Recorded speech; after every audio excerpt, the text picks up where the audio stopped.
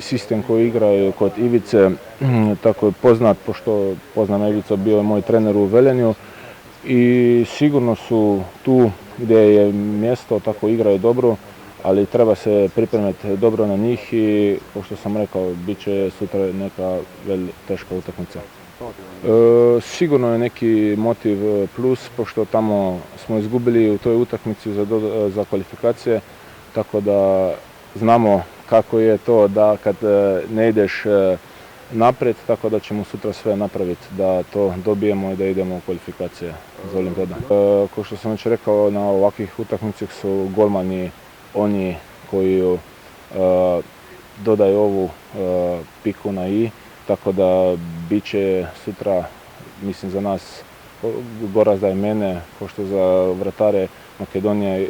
jedna jaka utakmica